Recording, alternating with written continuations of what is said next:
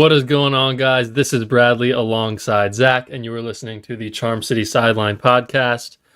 Like the video, hit the subscribe button if you are not subscribed, and welcome to this emergency pod as the Ravens hire Declan Doyle, Bears offensive coordinator.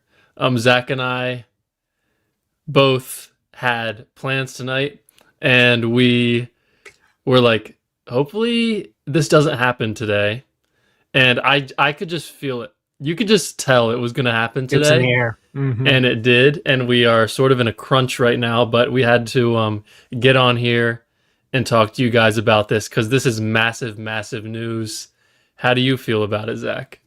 So excited. This is an electric pickup from Minter. Like, this is more of the where you got the safer sounding pick with Minter. This is the wait, this could be legendary, or this could be in a way a total disaster with Declan Doyle. Like, he's never called plays before, and he's now being tasked with this Ravens job that he is going to have to lead the march in. And from all these quotes, all these incredible articles talking about him, he seems like the real deal.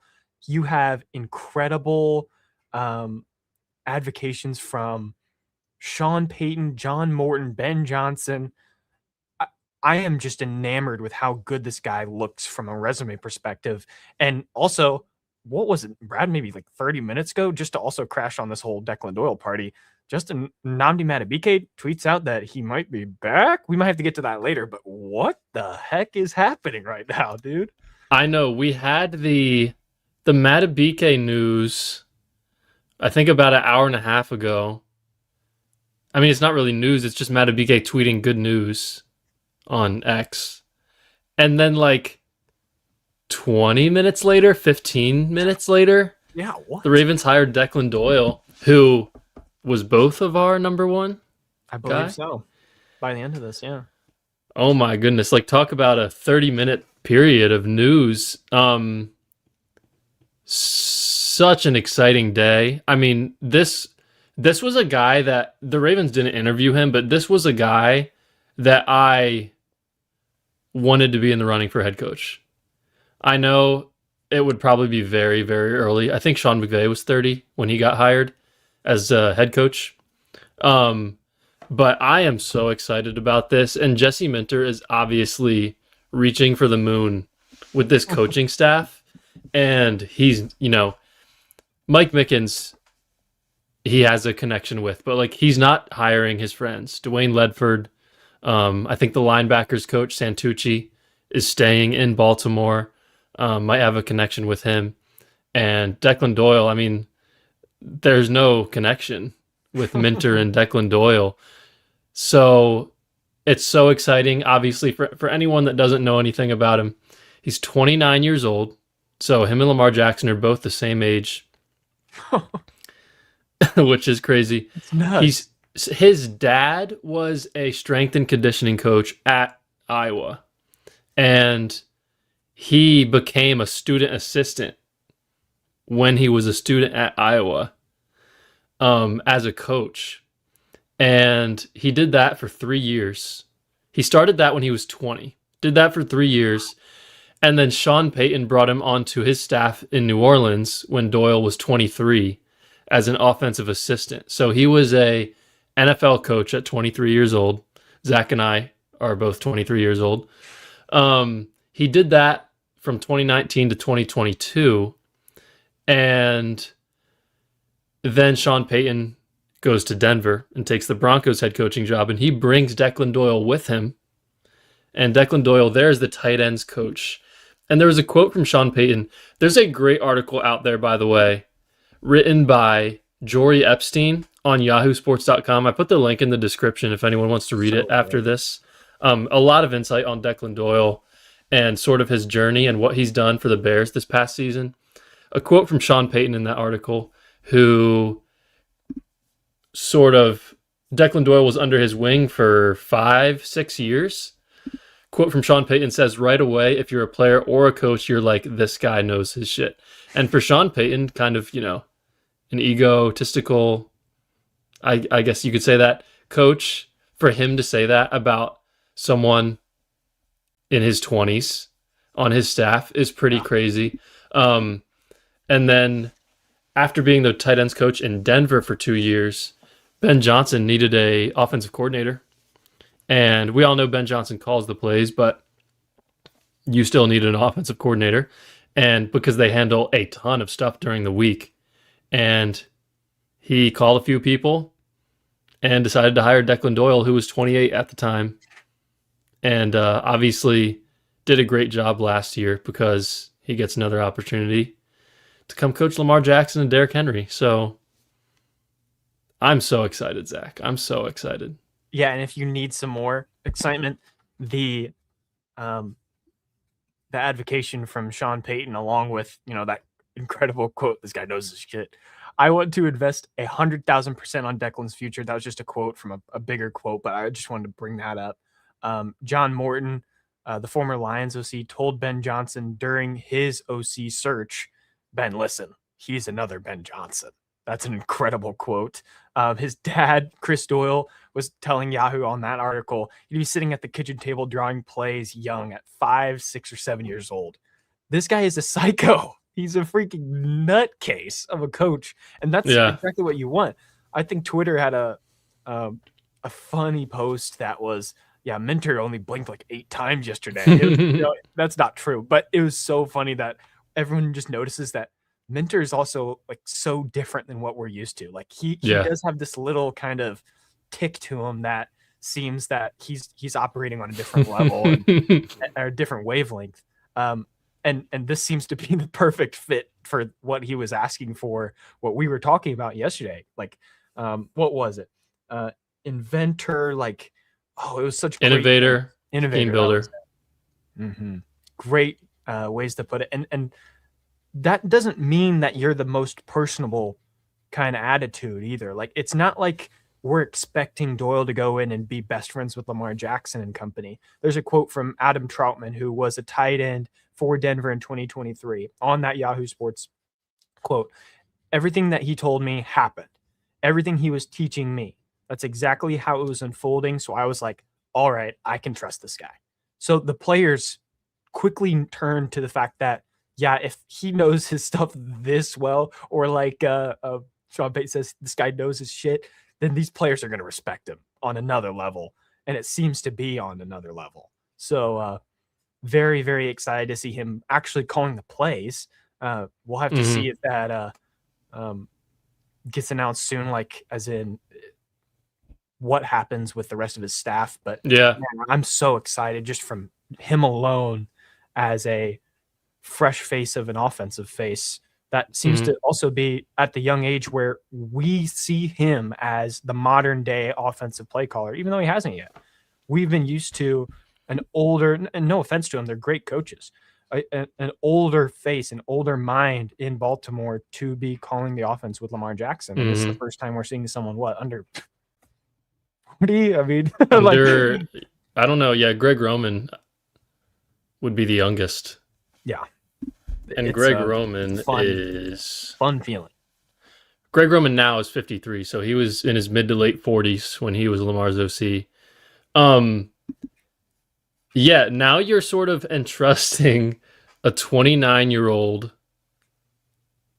coach, like he's in charge of the offensive staff now. I know that Minter is definitely going to help him with it because, I mean, Minter hired Ledford, the run game coordinator and the offensive line coach. Yeah. Maybe that's sort of why. Maybe Minter and him will kind of work together on this offensive staff, which would make sense. But, now you look at quarterbacks coach, receivers coach, tight ends coach. Like, these are probably going to be guys that Declan Doyle is connected to. He's probably going to be bringing in guys. I mean, I can't imagine there's going to be any assistants younger than him on this coaching staff. But, like, this quick rise, for anyone concerned, and obviously, like, there is going to be some concern. I'm not any more concerned than I would be if they hired anyone who hasn't called plays before, which almost every single OC hire ever is someone who hasn't called plays before, unless they're a retread. Kyle Shanahan and Sean McVay are the only two offensive coordinators in NFL history that were a younger age than Declan Doyle. I believe they were both 27 or 28 when they got an offensive coordinator job, and both of them were promoted in-house. Ben Johnson went out to get this guy from Denver. So you look at Shanahan and McVay, those were two guys who rose very quickly in their mid to late 20s. And Declan Doyle is now the third guy to rise this quickly in his mid to late 20s. I mean, what other category would you want your next offensive coordinator to be in? It's pretty sick stuff. Zach, that quote you talked about his dad talking about him as a kid. He also said he had these mini football helmets and he would line them up 11 on 11 and he'd put the defense together and he'd run pass plays and run plays and he would keep all of them in a folder. And his dad said, I think he had a genuine calling early on. Huh. He was designing plays at 5 years old, you know? I mean, I think a lot of big time football fans do that. You know, I was doing that when I was 10, 11, 12, 5. He's barely in elementary school. So I'm so excited. I'm really so excited. From Jory Epstein's a direct quote, something that she wrote in the article. Offensive coordinator Declan Doyle leads this skill players meeting after overseeing group pass installations, screens, and specialty plays. His goal, which players and colleagues say he accomplishes quite well, sound exactly like head coach Ben Johnson. So I thought that was funny. And there was something else I picked up that Declan Doyle has a great intensity and commitment to detail. He reminds quarterbacks the importance of tying the timing of their eyes to their feet. He reminds receivers the necessity of route depth integrity. And they discuss throwing a runner's ball on crossing routes. And that ensures that, the ball can be caught in stride yards after the catch for the receiver. They pinpoint the use of 12 personnel, 2 tight end sets, how those can diagnose defenses and clarify quarterback decision-making. Just so many things that go into it. Being an offensive coordinator, if anyone's concerned that he hasn't called plays, he's basically doing everything that an offensive coordinator would do up until game day. Like that's really the only difference. Because Ben Johnson has to be the head coach all week. So, I mean, on the flip side, this is why Jesse Minter's defensive coordinator is also a very important hire, even though they won't be calling plays on game day. But I just can't stop saying how excited I am about this move. Yeah, and there is something to note and at least discuss that the Bears were a very raw prospect of a team. Like Caleb Williams hadn't really gotten his his feet set. And Ben Johnson is tasked with taking a very bad team to a good level. Like Doyle the entire year also has pressure on him to deliver, the game plan to someone like Ben Johnson, who has a reputation that is very well respected in the NFL. And for Johnson to be always shining very bright light onto Doyle and how much he was a part of this process. Like there's many quotes, but like I was just enamored with how much someone like Ben Johnson, who doesn't seem, again, like a very outgoing person, outspoken person with the media, he's not going to say something crazy. Like for him to go out and say, yeah, Doyle is special. We want him here as long as we can keep him. And the Ravens pouncing on this fact, like the Bears with Caleb Williams were raw, but the Ravens now, we know who they are. They have veteran players. They have a couple of young guys that we want involved. But offensively, just that alone, like there is probably an offensive line to be made. But other than that, Zay Flowers, Mark Andrews, Lamar Jackson, Derrick Henry, that is as good a tools that you can get as your first job in the NFL, period. And if Doyle does have this attention to detail, those 4 alone, not to mention whoever else we pick up in the offseason, maybe Bateman is included, those guys should have great years, period. If what we're seeing from Minter and how he thinks about the rest of his staff is applied to Doyle in the season. So super exciting hire. Like there is something still to be said that the Bears were, kind of second half team. They gave you a little scares sometimes that they were winning these very clutch games. Lamar Jackson's absolutely capable of that. And I don't think there's any reason to look at that as a negative during Doyle's time, especially because he isn't the one technically calling those plays. Like, I'm not saying he's better than Ben Johnson or maybe even could be, but I think there's still potential that the Ravens are trying to unlock in a guy that, like you said, has escalated up this coaching process very rapidly. So taking the chance is something that rolling the dice is something new to the Ravens in this regard, like for an offensive name specifically. Yeah, it's really interesting how Minter's going about this because I loved the hire of Todd Monken, but it's a completely opposite direction going with Declan Doyle. Todd Monken is 59 years old, so he was hired when he was 56 by John Harbaugh to be the offensive coordinator, and now you're hiring a 29-year-old to call plays for Lamar Jackson. We talked about, was it yesterday? Did we do a pod yesterday? We talked about yesterday how it almost feels like Jesse Minter wants the offensive coordinator to be very similar to him.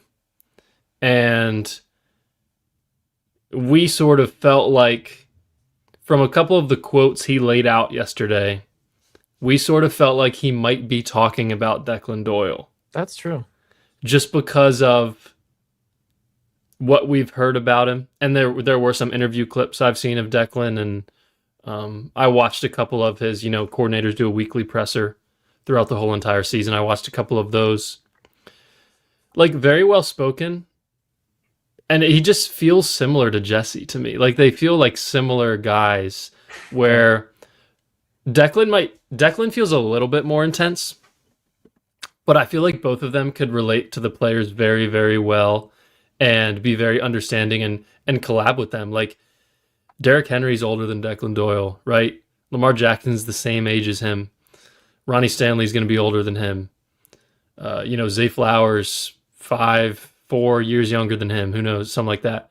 Like, this is going to be a collaboration. And I heard Mina Kimes talking about on NFL Live, like, they're going to be learning together, Lamar and Declan Doyle. So there's obviously some risk that goes into it, but, actually we were talking with Sutton a couple of days ago. He probably doesn't love this move because Sutton and I were almost disagreeing. I wanted to go with the risky high ceiling play caller, and Sutton was more so go for the high floor Cliff Kingsbury type of hire. So I like it.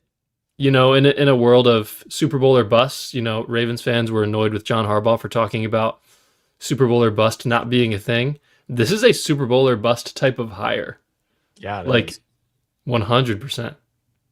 And to take the risk on a guy that is following in the steps of someone like Ben Johnson, who's been under many different coaching trees, like alongside Sean Payton and his side of the tree, like he has so many different great names that attach to him, where a young mind like this isn't really given a chance unless the Ravens and Minter feel very confidently he can perform at this level. So it's not like I don't feel any way that this is a hire where they're saying, ooh, this could be like exponentially great or exponentially bad for this team. It feels like if you can get Doyle here for 2 or 3 seasons, hopefully at best, that the growth of him and Lamar together would mean that the Ravens offense is also growing exponentially alongside Minter's great defense. So there's just so many ways to spin this that seem a positive light. And this is a job that apparently Doyle was saying no to as an offensive coordinator spot with the Eagles as of 4 days ago.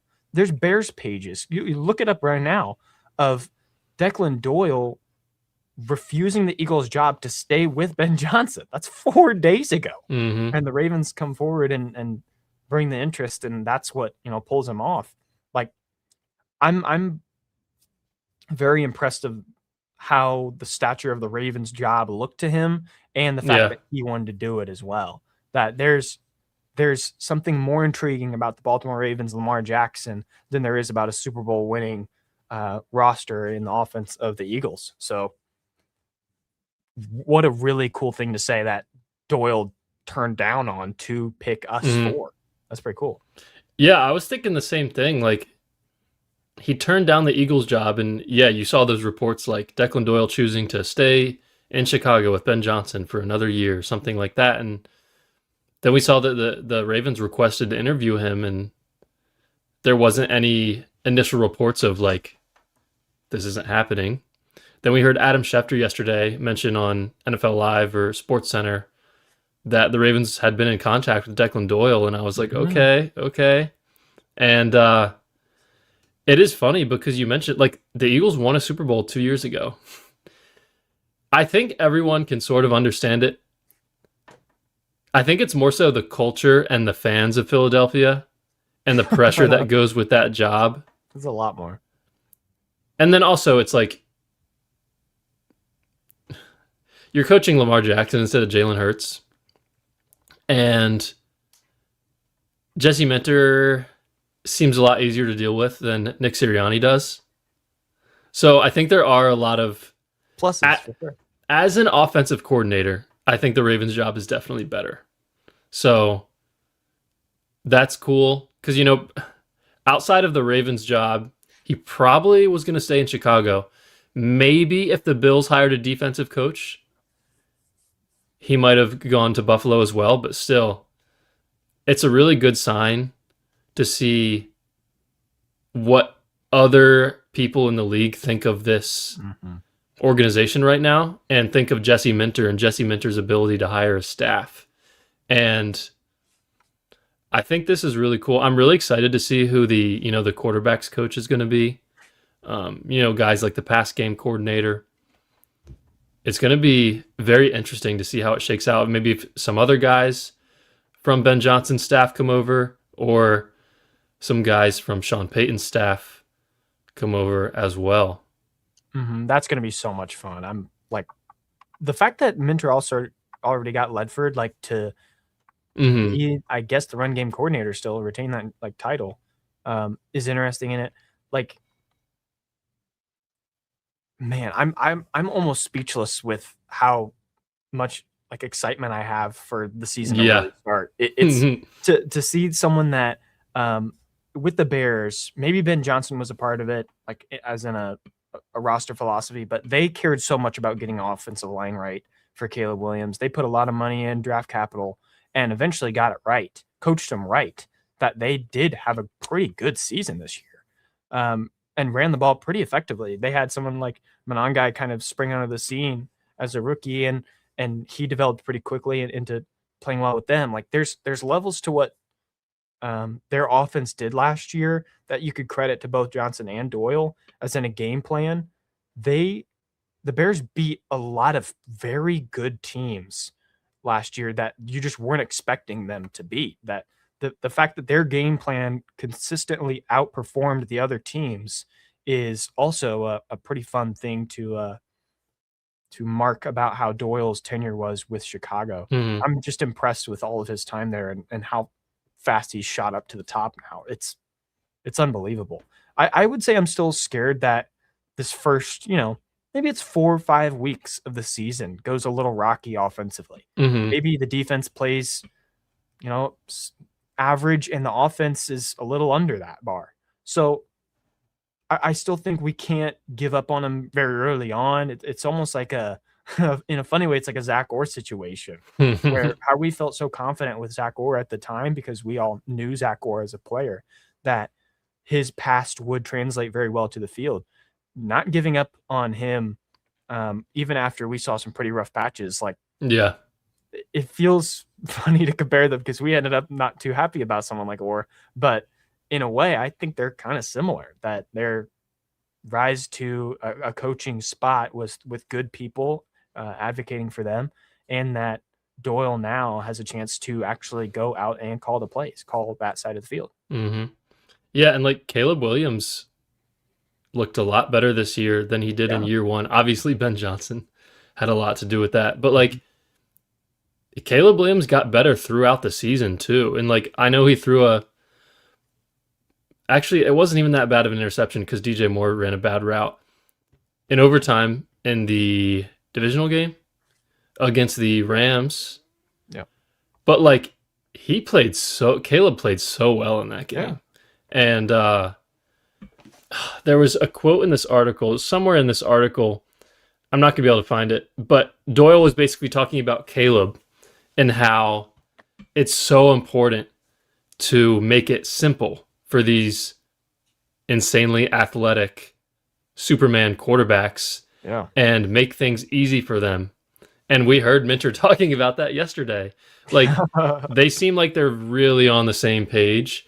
And I'm so excited for Lamar and the other guys on the offense to work with him. So it's going to be really exciting.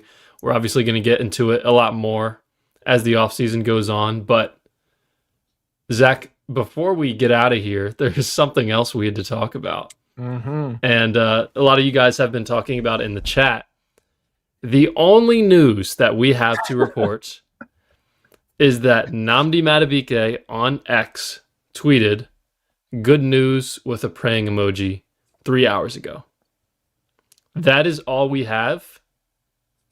It's very exciting. Mm-hmm. I saw someone say, like, he's got to be, like, he knows everyone's going to see this. So, like, why would he tweet this for any other reason unless he just hates us? Yeah.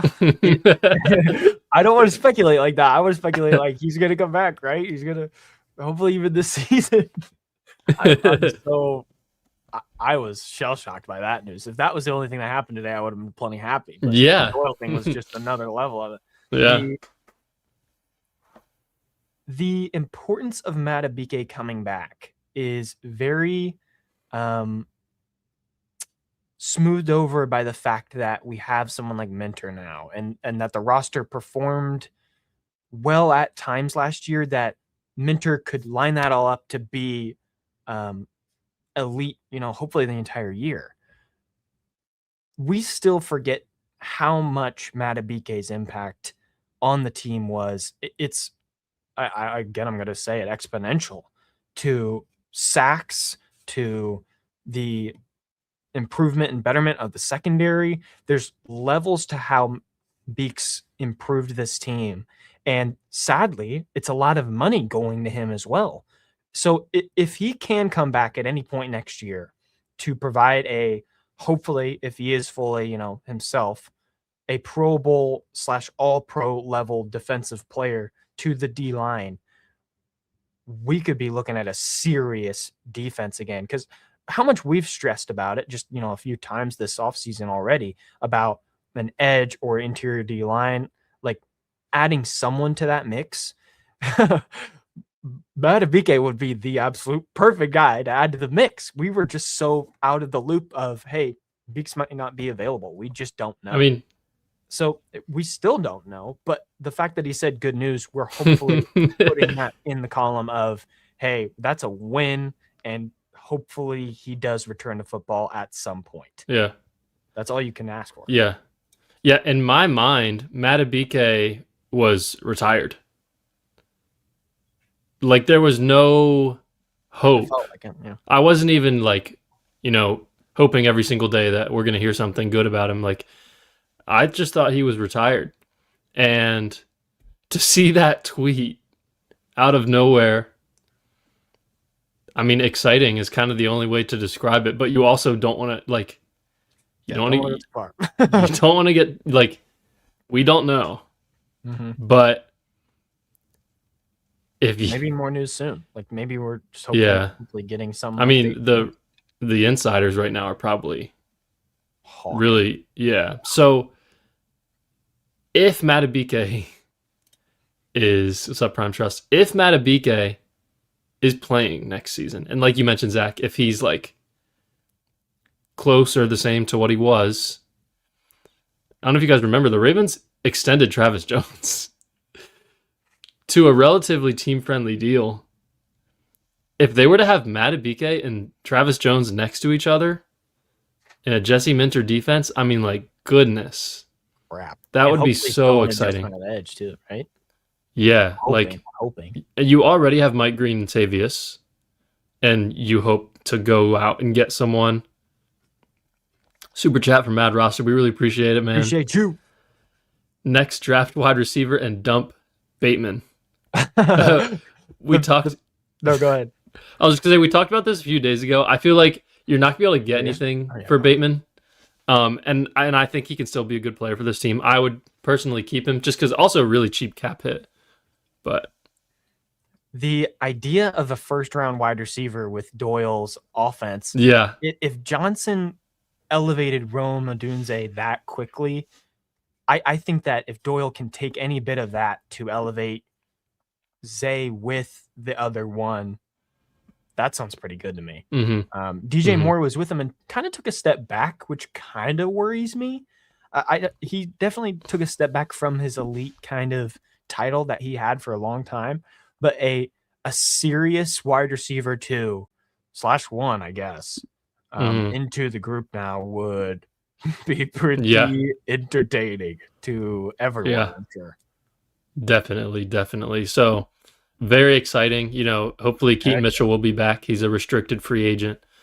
Justice Hill at the presser yesterday, so that's good news. We didn't know about his injury. So yeah, man, really exciting stuff. And Zach and I unfortunately got to get out of here, but we really appreciate you guys popping in with us on this Friday evening. We've had to do a lot of pods this week. Yeah, it's fun. Hit the like button, guys. 40 people in here right now. Hit the like button. We'd really appreciate it. Subscribe if you are new. And yeah, we'll continue to update you guys throughout this crazy offseason already, and the Super Bowl hasn't even happened yet. But anyway, obviously great news today. Thank you guys so much for joining us, and we will see you guys next time. Peace.